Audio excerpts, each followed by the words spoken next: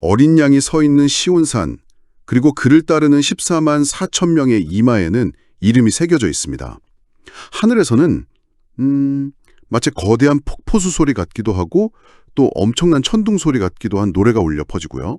근데 바로 다음 순간 장면이 확 바뀌어서 무너진 도시, 끔찍한 경고, 그리고 와, 말머리의 높이까지 피가 차오르는 그런 충격적인 이미지로 돌변합니다. 오늘은 여러분이 보내주신 요한계시록 14장을 들여다볼 텐데요. 이 한 장의 짧은 글 안에서 어떻게 이토록 극명한 아름다움과 잔혹함이 오갈 수 있는 걸까요? 이 텍스트는 우리에게 무엇을 느끼게 하려는 걸지 이 질문을 가지고 한번 따라가 보겠습니다. 안녕하세요. 그 질문이 오늘 이야기의 핵심을 정확히 짚고 있는 것 같습니다.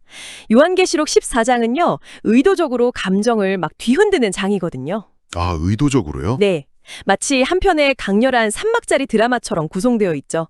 1막에서는 눈부시게 아름다운 구원의 장면을 보여주고 2막에서는 하늘에서 울려 퍼지는 긴급한 경고 메시지들을 들려줍니다. 그리고 마지막 3막에서는 그 경고가 현실이 되는 두 가지 종류의 추수를 보여주죠. 이 극단적인 대비를 따라가다 보면 이 장이 왜 이렇게 쓰였는지 그 의도가 보이기 시작할 겁니다. 좋습니다. 그럼 그 강렬한 드라마 1막부터 시작해보죠. 첫 장면부터 굉장히 시각적이에요. 어린 양이 시온산에 서 있고 그와 함께 14만 4천 명이 서 있습니다. 그런데 이들의 이마에 어린 양의 이름과 그 아버지의 이름이 쓰여 있다고 해요. 이게 요즘 시각으로 보면 좀 기이하게 느껴지기도 하는데요. 어떤 의미일까요? 그렇죠. 마치 바코드처럼 이마에 뭔가를 새긴다는 게 좀 낯설 수 있죠. 네, 맞아요. 하지만 고대 세계에서 이건 아주 강력한 상징이었습니다. 어떤 상징이었을까요? 누구의 소유인지, 누구에게 속해 있는지를 가장 확실하게 보여주는 표식이었어요. 뭐랄까, 노예나 가축에게 주인의 낙인을 찍는 것처럼요. 여기서는 그 개념을 뒤집어서 이들이 하나님의 소유이자 보호 아래에 있는 특별한 존재라는 걸 시각적으로 선언하는. 아, 일종의 선언이군요. 낙인이 아니라. 네, 맞습니다. 굴욕의 낙인이 아니라 영광의 인장이 된 거죠. 아, 소속과 정체성을 시각적으로 선언하는 거군요. 그러고 나니 하늘에서 소리가 들려오는데 이 묘사가 정말 기가 막힙니다. 많은 물소리도 같고 큰 뇌성도 같은데 내가 들은 소리는 검은 곳 타는 자들이 검은 곳 타는 것 같더라. 아니, 이 세 가지 소리가 어떻게 동시에 들을 수 있을까요? 엄청나게 웅장하면서도 동시에 아름다운 선율이라니 상상하기가 쉽지 않은데요. 바로 그 점이 이 소리의 특별함을 말해줍니다. 인간의 경험으로는 양립하기 힘든, 그러니까 하늘에서만 가능한 소리라는 거죠. 아, 그리고 그 소리의 정체가 바로 새 노래입니다. 본문을 보면 이 노래는 오직 땅에서 구원받은 14만 4천 명만이 배울 수 있고 부를 수 있다고 딱 못 박아둡니다. 그 부분이 흥미로워요. 왜 그렇게 배타적일까요? 좋은 노래면 다 같이 배우고 부르면 좋잖아요. 왜 이들만 부를 수 있다고 하는 걸까요? 이게 단순히 특별한 노래라는 걸 넘어서요. 집단적인 고난과 구원이라는 그 극적인 경험이 어떻게 그들만의 언어, 그들만의 예술을 만들어내는지를 보여주는 거죠. 아, 그들만의 언어요? 네, 예를 들어서 혹독한 전쟁을 함께 겪어낸 전우들만이 이해할 수 있는 농담이나 눈빛 같은 게 있는 것처럼요. 이 새 노래는 그들이 겪어낸 모든 고통과 인내, 그리고 마침내 얻은 구원의 역사가 압축된 그들의 정체성 그 자체인 겁니다. 와, 다른 누구도 흉내낼 수 없는 그들의 삶으로만 부를 수 있는 노래인 거죠. 그렇게 들으니까 완전히 다르게 느껴지네요. 그들의 정체성이 된 노래라. 그럼 텍스트는 이 노래를 부를 자격이 있는 14만 4천 명에 대해 좀 더 구체적으로 설명해 주나요? 어떤 사람들인지 궁금해지는데요. 네, 4절과 5절에서 몇 가지 특징을 나열합니다. 여기서 우리가 어떤 신학적 논쟁에 빠지기보다는 그냥 텍스트 자체가 이들을 어떻게 묘사하는지에 집중해 볼 필요가 있습니다. 첫째가 여자로 더불어 더럽히지 아니하고 정절이 있는 자라는 표현입니다. 잠시만요. 그 표현은 21세기 시각에서 보면 굉장히 문자적이고 논란의 소지가 있어 보이는데요. 이게 정말 문자 그대로의 육체적 순결만을 의미하는 걸까요? 아니면 당시의 문화적 맥락에서 다른 상징으로 읽어야 할까요? 아주 좋은 질문입니다. 많은 해석이 갈리는 지점이죠. 문자 그대로 독신이나 순결을 지킨 사람들을 의미한다고 보는 시각도 있지만 당시의 종교적 배경을 보면 우상 숭배를 종종 영적 간음으로 표현했거든요. 아, 네, 즉 다른 신을 섬기며 영적으로 더럽혀지지 않은 순수함, 하나님에 대한 절대적인 충성심을 상징하는 표현으로 보는 해석이 훨씬 더 설득력이 있습니다. 이어서 나오는 특징들하고도 맥락에 잘 맞고요. 영적인 순수함과 충성심의 상징이다. 그렇군요. 다른 특징들은 뭔가요? 둘째는 어린 양이 어디로 인도하든지 따라가는 자입니다. 질문이나 조건 없이 따르는 절대적인 신뢰와 순종을 보여주죠. 셋째는 사람 가운데서 구속을 받아 처음 익은 열매라는 표현입니다. 한 해 농사에서 가장 먼저 익은 최상의 열매를 신에게 바치던 것처럼 이들이 하나님께 속한 가장 귀하고 첫 번째 결과물이라는 상징이죠. 네네. 마지막으로 그 입에 거짓말이 없고 흠이 없는 자들이라며 도덕적 완전성을 언급합니다. 그러네요. 그러니까 단순히 착한 사람들의 목록을 나열하는 게 아니라 온갖 유혹과 핍박이라는 극한의 상황 속에서도 변질되지 않은 어떤 순수한 상태를 묘사하는 데 집중하는 느낌입니다. 순수하고 충성스럽고 구별되었고 흠이 없는 상태 말이죠. 정확합니다. 그렇게 1막은 이들의 영광스러운 모습과 그들의 정체성에 담긴 노예로 가득 찬 채 막을 내립니다. 정말 아름답고 평화로운 장면이죠. 그런데 시온산의 그토록 아름다운 노랫소리가 채 가시기도 전에 하늘에서는 전혀 다른 종류의 목소리가 들려오기 시작합니다. 평화가 아니라 아주 긴급한 경고를 외치는 목소리죠. 분위기가 정말 180도 바뀌네요. 네, 이제 드라마의 2막, 새 천사의 선포가 시작됩니다. 첫 번째 천사는 영원한 복음을 들고 나타나서 땅의 모든 사람에게 외칩니다. 하나님을 두려워하며 그에게 영광을 돌리라. 그의 심판하실 시간이 이르렀다. 이 메시지는 기쁨의 소식이라기보다는 거의 최후 통첩에 가깝습니다. 지금 당장 창조주를 경배하라는 마지막 기회라는 뉘앙스가 강하게 풍기죠. 그리고 곧바로 두 번째 천자가 나타나서 더 짧고 충격적인 선언을 합니다. 무너졌도다 무너졌도다 큰 성 바벨론이여. 여기서 갑자기 바벨론이라는 구체적인 이름이 등장해요. 그리고 그 죄목으로 모든 나라를 그 음행으로 인하여 진노의 포도주로 먹이던 자라고 말합니다. 여기서 진노의 포도주라는 이미지가 처음 나오네요. 네, 이 진노의 포도주라는 키워드를 잘 기억해 두셔야 합니다. 바벨론이 남에게 먹였던 바로 그 포도주가 2장의 마지막에 가서 어떤 끔찍한 결과를 낳는지 다시 등장하거든요.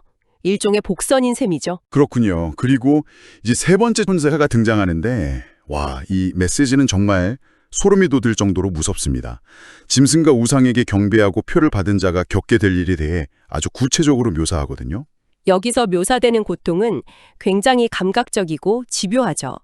첫째, 하나님의 진노의 포도주를 마시리니 그 진노의 잔에 섞인 것이 없이 부은 포도주라고 합니다. 섞인 것이 없이요? 네. 섞인 것이 없다는 건 어떤 자비나 동정, 희석도 없이 그냥 100% 순수한 진노 그 자체를 마시게 된다는 뜻입니다.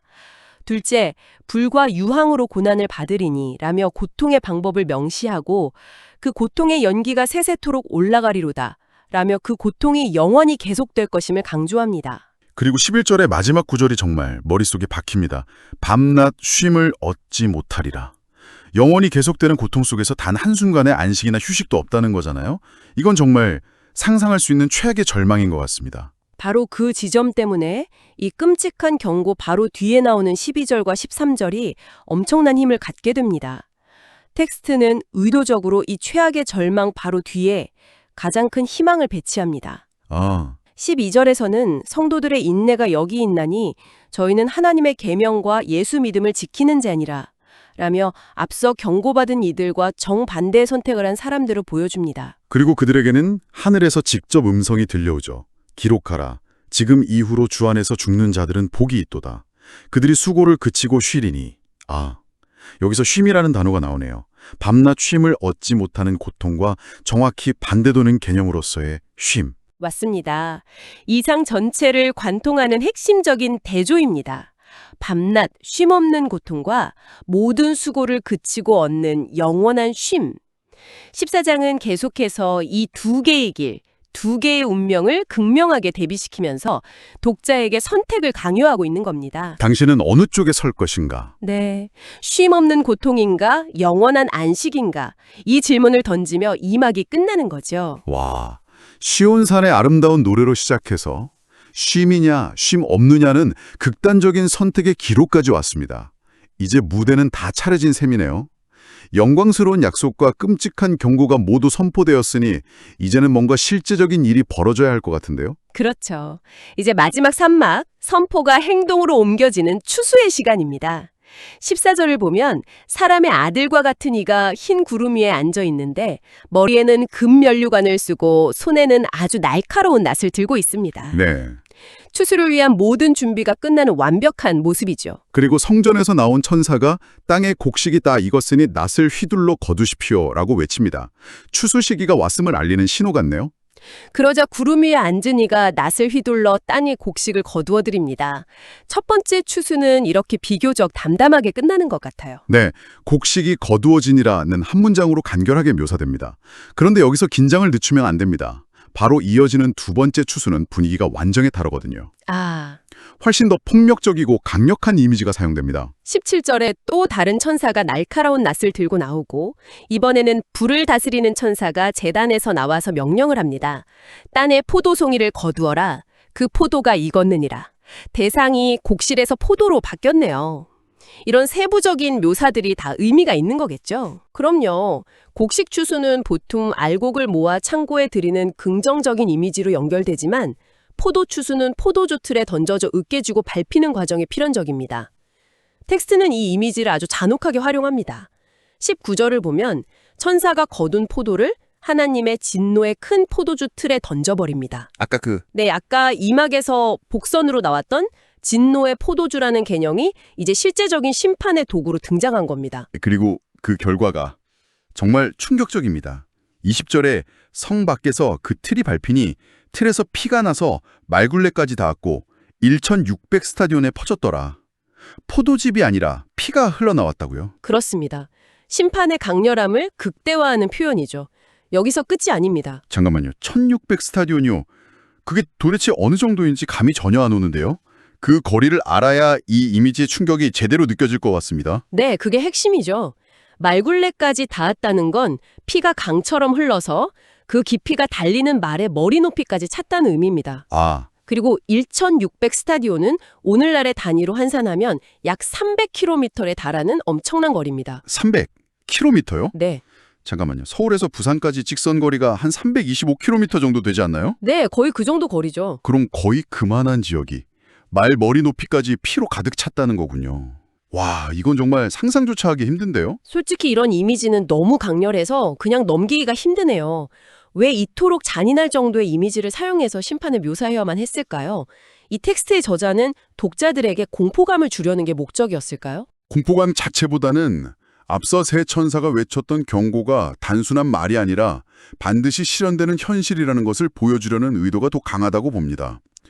진노의 포도주를 마시게 될 거라는 경고가 어떤 의미인지, 쉼없는 고통이 어떤 모습일지를 가장 끔찍하고 잊을 수 없는 시각적 이미지로 각인시키는 거죠. 말로 했던 경고의 시각적인 결말인 셈이군요. 네, 바로 그거죠. 오늘은 요한계시록 14장을 따라가 봤습니다. 시온산의 황홀한 노래에서 시작해서 하늘에서 울려 퍼지는 선택의 경고, 그리고 마지막 땅을 뒤덮는 두 종류의 추수까지. 그야말로 숨 쉴 틈 없이 아름다움과 공포 사이로 오갔네요. 네, 정말 처음에 던졌던 질문으로 돌아가게 됩니다. 왜 이토록 극명한 대비를 보여주는 걸까요? 제 생각엔 이 장이 어떤 지적인 설득보다는 감각적인 체험을 요구하는 글이기 때문인 것 같아요.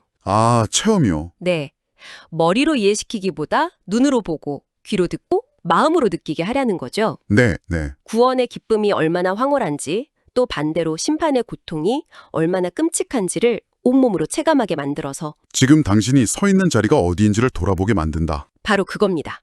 결국 이 장은 선택의 결과에 대한 가장 강렬한 시청각 자료인 셈이죠. 선택일 결과에 대한 시청각 자료라 아주 와닿는 정리입니다. 그럼 마지막으로 이 텍스트를 함께 따라온 여러분께 질문 하나를 남기며 마무리할까 합니다. 이 장은 듣는 소리와 보이는 이미지의 연속이었습니다. 많은 물소리 같던 노래, 하늘을 가르던 천사들의 외침, 그리고 마지막에 눈앞에 그려지는 피의 강까지. 이 모든 시청각적 묘사들 속에서 유독 여러분의 마음속에 가장 지워지지 않고 남는 이미지나 소리는 무엇이었나요? 그 장면이 왜 나에게 이토록 강렬하게 다가왔는지 생각해보는 것. 그것이 어쩌면 이 텍스트가 당신에게 개인적으로 건네는 메시지일지도 모르겠습니다.